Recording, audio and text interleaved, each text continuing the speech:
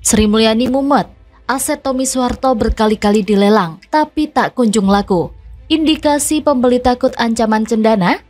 Ditulis oleh tim redaksi jurnal dari berbagai sumber.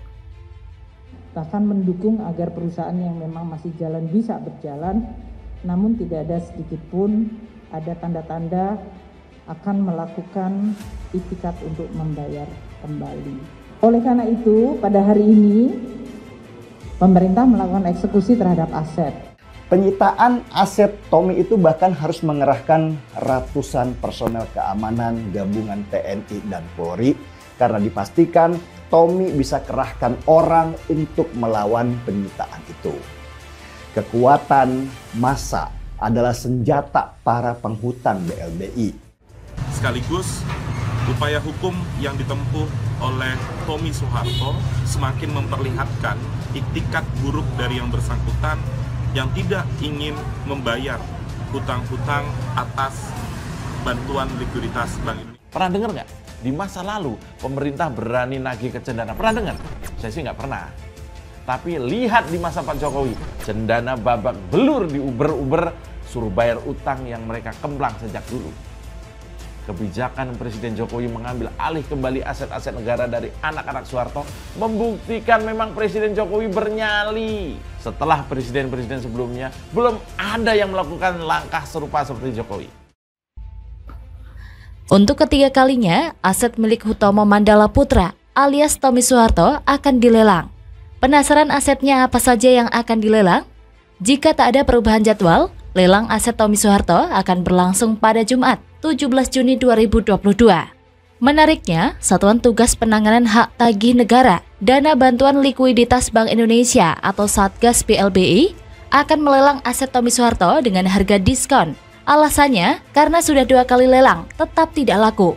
Dikutip dari detik.com, dari data Kantor Pelayanan Kekayaan Negara dan Lelang atau KPKNL Purwakarta, pada Jumat 10 Juni 2022, nilai limit aset pada lelang ketiga didiskon lagi menjadi 2,06 triliun rupiah. Sebelumnya pada lelang pertama, nilai limit aset adalah 2,42 triliun rupiah. Kemudian pada lelang kedua, nilainya turun menjadi 2,15 triliun. Nilai uang jaminan juga berubah. Pada lelang pertama sebesar 1 triliun, lalu turun menjadi lelang kedua yaitu 430 miliar rupiah. Dan nanti pada lelang ketiga menjadi 420 miliar rupiah. Rencananya, lelang aset ini akan diselenggarakan oleh KPKNL Purwakarta melalui situs lelang.go.id. Batas akhir penawaran adalah Jumat 17 Juni 2022 pukul 10.30 WIB. Pertama, tanah seluas 518.870 meter persegi di Desa Kamojing, Kabupaten Karawang dengan SHGB nomor 3 Kamojing atas nama PT Timor Industri Komponen. Kedua, tanah seluas 530.125,526 meter persegi di Desa Kamojing, Kabupaten Karawang dengan SHGB nomor 4 Kamojing atas nama PT KIA Timor Motors. Ketiga, tanah seluas 100.985,15 meter persegi di Desa Cikampek Pusaka, Kabupaten Karawang dengan SHGB nomor 5 Cikampek Pusaka atas nama PT KIA Timor Motors. Dan keempat, tanah seluas 98.896,700 meter persegi di Desa Kalihurip, Kabupaten Karawang, SHGB nomor 22 Kalihurip atas nama PT KIA Timor Motors. Diberitakan dari laman detik.com, sebelumnya Hutomo Mandala Putra alias Tommy Soeharto akan mengambil tindakan hukum atas penyitaan aset yang dilakukan oleh pemerintahan Presiden Joko Widodo atau Jokowi melalui Satgas Penanganan Hak Tagih Negara Dana Bantuan Likuiditas Bank Indonesia atau BLBI. Akan buat langkah hukum, kata Tommy Soeharto. Sementara itu, Satuan Tugas Pelaksana Hak Tagih Bantuan Likuiditas Bank Indonesia atau BLBI menunggu langkah hukum yang akan diambil oleh Hutomo Mandala Putra alias Tommy Soeharto. Hal ini berkaitan dengan asetnya yang disita oleh negara. Direktur Hukum dan Hubungan Masyarakat Direktorat Jenderal Kekayaan Negara atau DJKN, Tri Wahyuningsih Retno Mulyani mengatakan, sampai saat ini Satgas BLBI belum menerima pemberitahuan secara resmi langkah hukum apa yang akan diambil oleh anak Presiden kedua Soeharto tersebut. Nah, Berkaitan dengan tak kunjung lakunya aset BLBI tagihan Tommy Soeharto ini, pertanyaannya, apakah mungkin ada ancaman sehingga tak ada yang mau membeli aset Tommy? Adakah kaitan dengan video beredar bahwa Tommy menjadi dalang demo mahasiswa?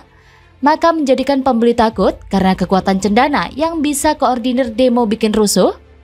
Kita tahu sendirilah kelicikan Tommy untuk memenuhi kemauannya. Terlebih hubungan keluarga cendana dengan kelompok radikal yang belakangan marak menunggangi demo mahasiswa untuk tujuan membuat gaduh dan memprovokasi. Seperti yang kita sudah ketahui sobat, dari berbagai media, demo mahasiswa itu berpotensi anarkis.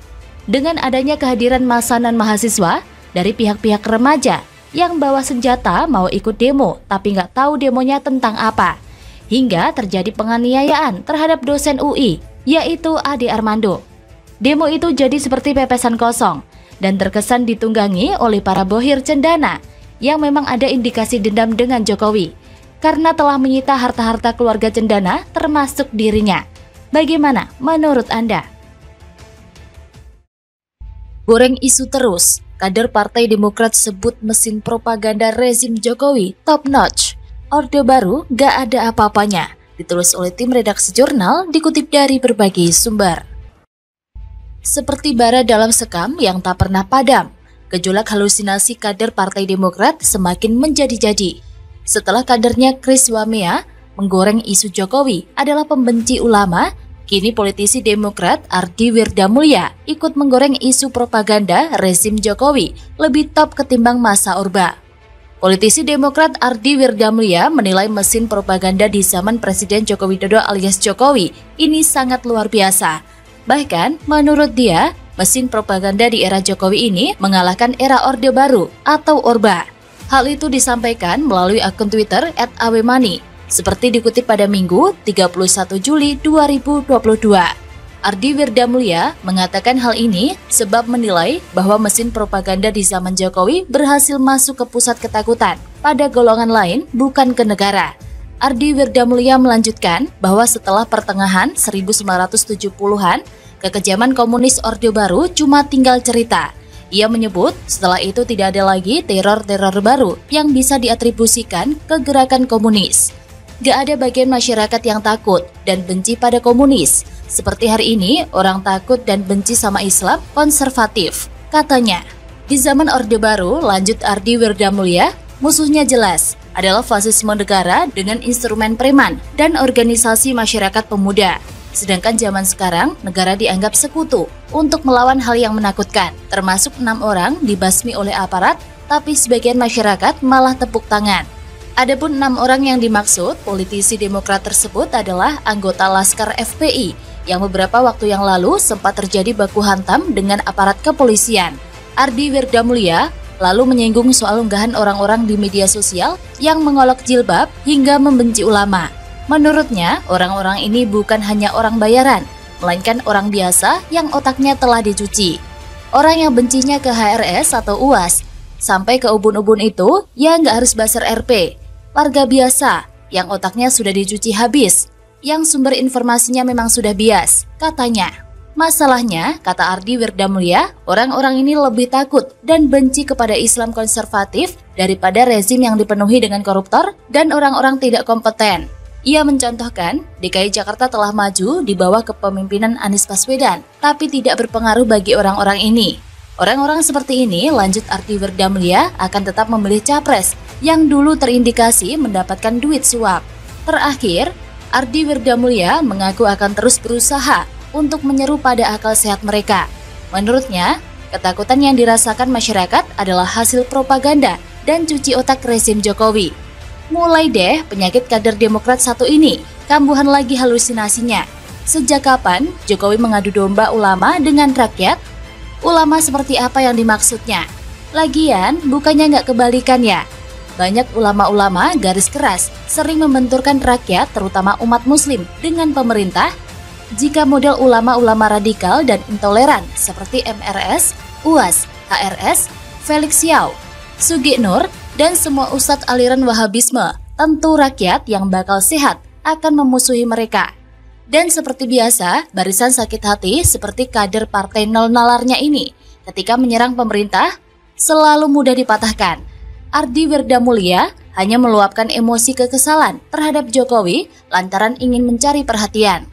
Lagian gelagatnya juga ketahuan tuh, belain 6 anggota Laskar FPI yang terindikasi jadi pemberontak negara. Jika Jokowi benci dengan ulama lalu membuat adu domba dengan rakyat, atau menurut kader Demokrat rezim Jokowi lebih top propagandanya ketimbang masa Orba, adalah salah besar dan fitnah. Jokowi memiliki wakil yang seorang ulama besar, yaitu Kiai Ma'ruf Amin. Tidak pernah ada satu jejak digital pun yang memberitakan adu domba ulama versus rakyat yang dilakukan oleh Jokowi, kecuali berita bohong dan hoax yang diciptakan kaum kadrun. Apalagi si Andi ini adalah bagian dari Cikeas yang selalu menjadi rahasia umum keluarga ini membela ormas radikal. Jadi jelaslah motif pernyataannya ngarah kemana. Bagaimana menurut Anda?